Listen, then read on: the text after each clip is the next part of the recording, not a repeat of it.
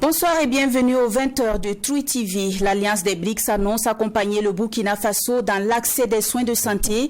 Pour ce faire, une délégation de cette alliance a eu une séance de travail avec le chef de l'État, le capitaine Ibrahim Traoré. On en parle en début de journal.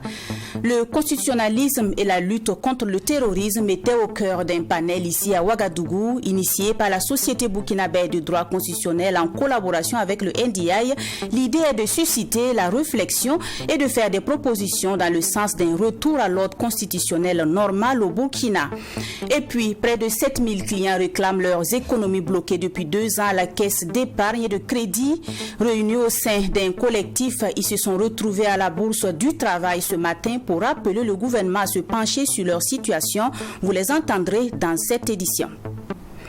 Depuis Saint-Pétersbourg, le chef de l'État, le capitaine Ibrahim Traoré, a eu une séance de travail avec une délégation de l'Alliance des BRICS.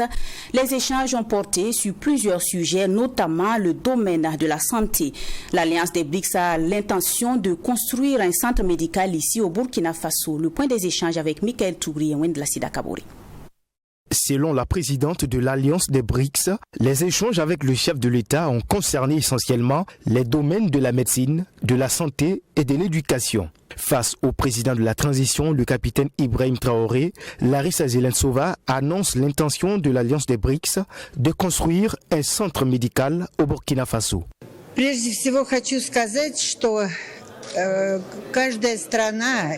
Lorsque nous parlons d'un pays, nous parlons de ses hommes. Aujourd'hui, je suis très satisfaite de rencontrer un tel président intègre qui veut la démocratie, la paix et la réussite pour son pays. Il est dynamique et on ne peut que lui souhaiter en avant et nous serons derrière lui pour le supporter. Bien sûr que ce n'est pas la première fois que j'échange avec Monsieur le Président. Les projets dont nous avons parlé concernent la médecine, la santé, l'éducation, parce que nous avons l'intention de créer au Burkina Faso un centre médical pour au moins les soins, les premiers soins, les soins préliminaires, et nous pensons qu'avec sa participation, son engagement, sa décision, on pourra effectivement créer ce centre hospitalier médicinal au Burkina Faso. Au-delà des sujets de santé évoqués à cette séance de travail, l'Alliance des BRICS entend aussi soutenir le Burkina Faso dans d'autres secteurs d'activité tels que la promotion de l'emploi. Nous avons parlé aussi d'un second projet, il s'agit de la pharmacie. Et comme vous le savez, nous avons fait une proposition à Monsieur le Président, à savoir envoyer de l'aide 50 000 boîtes qui concernent 50 000 unités qui concernent les antivirus, les antibiotiques contre le Covid et contre les virus. Et nous pensons que très bientôt, nous aurons le retour aussi de ce que nous avons proposé à Monsieur le Président pour venir concrètement au Burkina Faso installer cette usine. Parce que nous ne voulons pas seulement vendre, faire des cadeaux, mais nous voulons créer, construire au Burkina Faso, ça permet aussi l'emploi. Et c'est pour cela que nous voulons installer cette unité de production de médicaments au Burkina Faso. Rappelons que l'Alliance des BRICS est composée du Brésil, de la Russie, de l'Inde, de la Chine et de l'Afrique du Sud. Elle constitue le pont entre les membres et les non-membres des BRICS. L'objectif est de créer une synergie entre les membres et les non-membres. Après la délégation de l'Alliance des BRICS, le chef de l'État a reçu une délégation de la Chambre de commerce et d'industrie du Burkina présente à Saint-Pétersbourg dans le cadre du 2e forum Russie-Afrique. La délégation était conduite par son président Mahamadou Savadgo et elle est allée exprimer sa gratitude au chef de l'État pour toutes les facilités qui leur ont permis de prendre part à ce forum. Le président de la Chambre de commerce et d'industrie du Burkina s'exprime dans cet extrait. Nous sommes arrivés être reçu par son Excellence Monsieur le Président, d'abord pour le féliciter et pour le discours qui est un discours vraiment apprécié, non seulement de tous les Burkinabés, mais l'ensemble des Africains. Également, nous sommes arrivés pour le remercier d'avoir voulu, d'avoir facilité notre participation, je veux dire par là le secteur privé burkinabé. Nous avons conduit une délégation des hommes d'affaires qui ont eu en tout cas à tisser des relations et nous osons espérer que ça va aboutir des résultats tangibles pour le bien du Burkina Faso. Également, nous avons souhaité que sous son autorité puisse faciliter le déplacement entre le Burkina et la Russie et l'obtention de visas et tout ça, visas d'affaires et tout ça. Donc, vous savez, ces nouveaux partenariats augurent beaucoup d'opportunités pour le Burkina Faso. Nous avons des contacts avec la Chambre de commerce de Russie, la Chambre de commerce donc de Saint-Pétersbourg et individuellement les grands acteurs majeurs dans le domaine de l'énergie, dans le domaine de l'agro-business, puis dans le domaine de construction. Voilà, nous sommes de retour à présent à Ouagadougou. Le chef de la délégation de l'Union européenne en fin de mission est allé faire ses adieux au Premier ministre Maître Apollinaire Kilem de Tambela. Avec le chef du gouvernement, ils ont fait le point des accords de coopération entre l'Union européenne et le Burkina Faso. Wolfram Vetter a réaffirmé l'engagement de l'Union européenne auprès du gouvernement burkinabé dans sa quête de paix et de sécurité. Le compte rendu est signé Michael Tougri. En fin de mission au Burkina Faso, l'ambassadeur de l'Union européenne, Wolfram Vetter, a rendu une visite d'au revoir au chef du gouvernement, Maître Apollinaire Kilem de Tambela. Arrivé au Burkina Faso en 2019, c'est en octobre qu'il a présenté. Arrivé au Burkina Faso en 2019, c'est en octobre de la même année qu'il a présenté.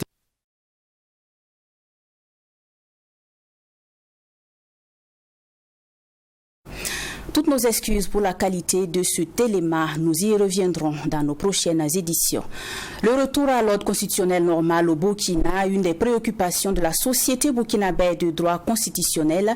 C'est dans ce sens que la SBDC a initié une conférence publique pour mener la réflexion et faire des propositions. Les débats ont tourné d'abord autour des régimes constitutionnels d'exception en lien avec la lutte contre le terrorisme.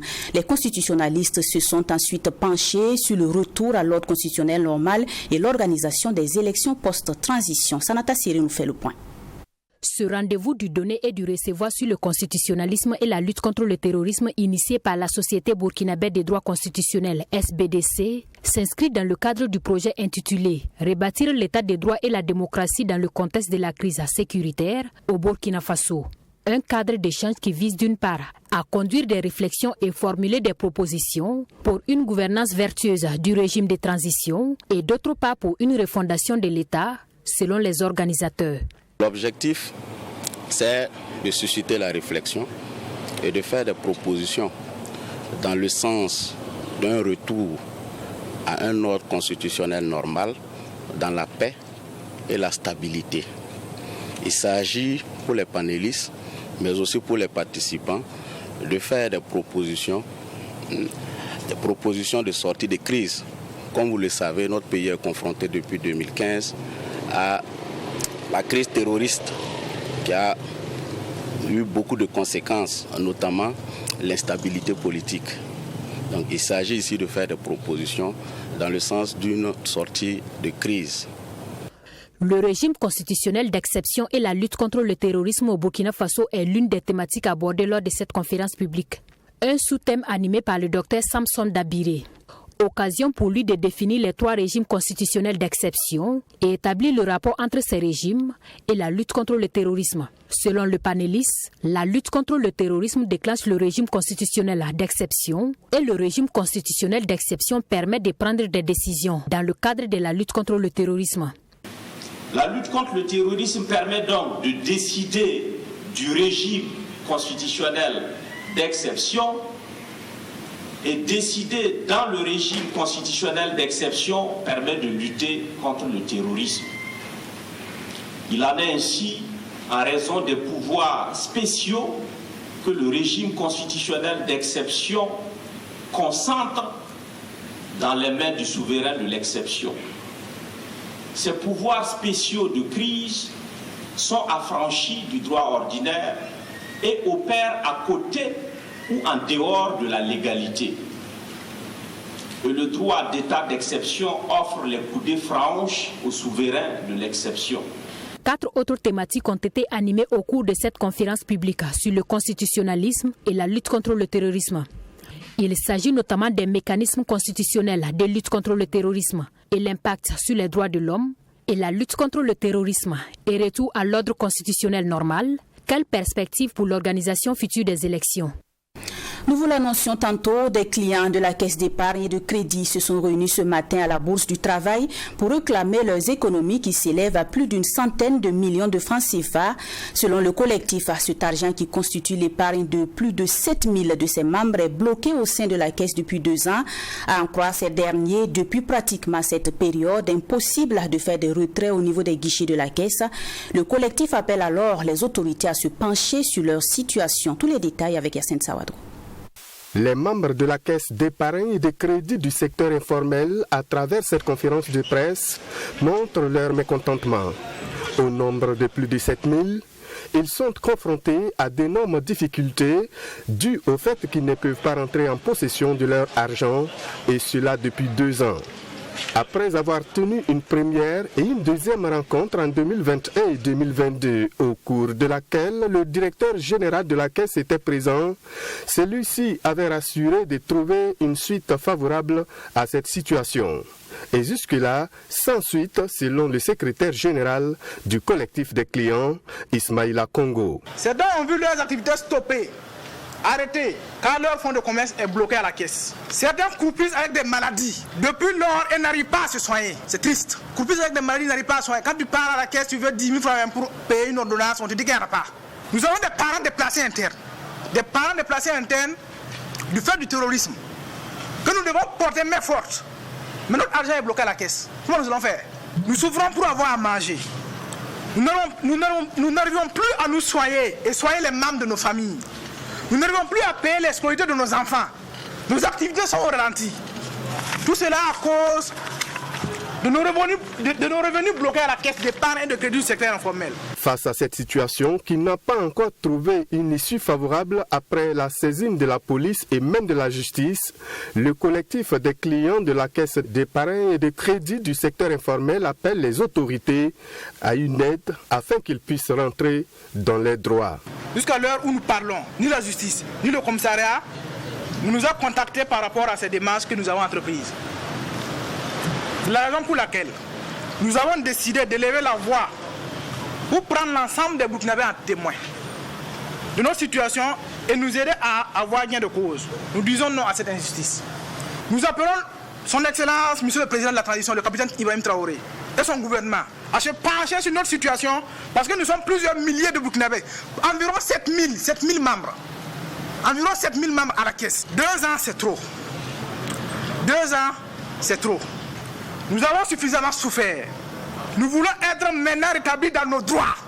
Rappelons que ce sont plusieurs centaines de millions de francs CFA qui sont bloqués par cette caisse et les collectifs dit continuer d'entreprendre des actions pour la restitution de leurs fonds. 102 entreprises de presse privée bénéficient cette année de la subvention de l'État burkinabé. C'est la somme de 400 millions de francs CFA qui sera repartie entre les presses privées bénéficiaires et les montants à percevoir varient entre 1 900 000 francs et un peu plus de 8 millions de francs CFA. Ces fonds sont décaissés par l'État burkinabé dans l'objectif d'assurer aux entreprises de presse privée des conditions favorables à leur mission. C'est le ministre chargé de la communication, Jean-Emmanuel Ouedraogo, qui a procédé à la remise symbolique des chèques. Remise immortalisée par Assami Temtori. 400 millions de francs CFA, c'est le montant de la subvention totale allouée aux entreprises de presse privée pour l'exercice 2023. Et sur 125 dossiers reçus, après examination, 102 ont été retenus et 23 n'ont pas connu de suite favorable. Un nombre de bénéficiaires en baisse comparativement en 2022 où on avait 112 bénéficiaires sur 126 postulants. Ainsi, après déduction des prélèvements, 380 millions ont été répartis à 100 entreprises de presse privée. La presse audiovisuelle prend 64,40% du montant, soit 244 726 789 francs CFA. Autrement dit, on a 27 464 664 pour les télévisions et 217 280 125 pour les radios. Une subvention considérée comme une manifestation de solidarité. Le contexte est difficile, vous le savez bien.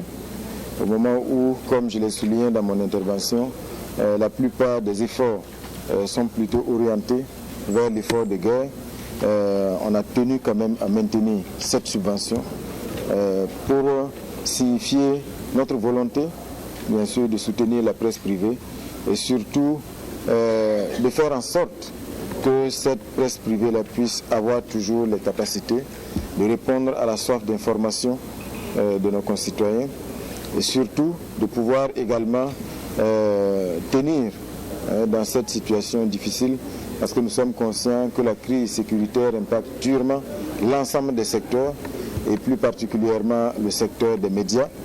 La part allouée à la presse écrite est de 56 51 212 francs répartis entre la presse écrite en français et en langue nationale. La presse en ligne, elle bénéficie de 79 221 999 francs CFA. Le lieu pour le ministre en charge de la communication de recommander aux différentes entreprises de presse privée de bien justifier ces fonds. Nous ne pouvons que recommander un bon usage de ces subventions-là.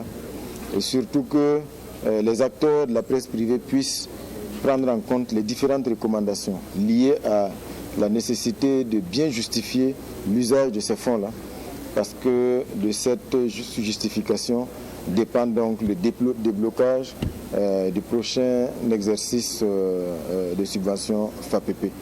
Une subvention qui va naturellement soulager ces entreprises de presse privée selon les bénéficiaires qui disent à subir le coût de la situation sécuritaire. Bon, ce fonds qu'on a reçu, je ne dirais pas que c'est beaucoup, mais ce n'est pas petit aussi. Donc ça va nous aider à combler le petit vide qu'on avait aussi au niveau de la radio, surtout pour les déplacements dans les villages un peu perdus, pour pouvoir balancer le message, la communication. Parmi les bénéficiaires, l'Observatoire burkinabé des médias, OBM, recevra 8 millions de francs CFA, ainsi que l'Association des éditeurs et publicitaires des journaux en langue nationale. Et puis, les membres du comité scientifique de la 13e édition des universités africaines de la communication de Ouagadougou UCAO ont été officiellement installés hier matin. En plus d'identifier le thème des UCAO qui se tiendront en novembre prochain, les professionnels de l'information et de la communication qui composent ce comité échangeront autour des préoccupations du secteur de la communication. La cérémonie d'installation avec Michael Tougri et Wendla Sida Kabouri. Au nombre de 10, les membres du comité scientifique de la 13e édition des universités africaines de la communication et de Ouagadougou UACO ont été installés. C'est un comité composé majoritairement de professionnels de l'information, de la communication et des chercheurs. Ce rendez-vous binaire regroupe les acteurs du monde de l'information et de la communication, les universitaires et d'autres compétences pour débattre des préoccupations du secteur des médias et aussi de la communication. En fait, le comité scientifique a pour mission de identifier le thème, d'abord le sujet autour desquels les UACO vont se positionner, le thème, les sous-thèmes.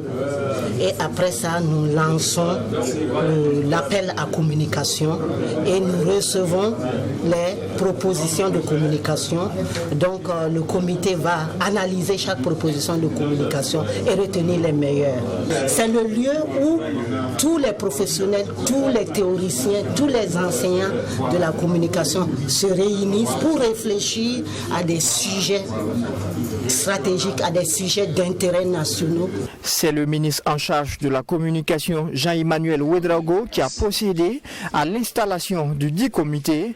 Et pour lui, les UACO constituent un rendez-vous majeur de son département. Déjà dire c'est que nous avons cette année, pour cette 13e édition, une fois de plus, un comité scientifique qui brille par la qualité de ses membres.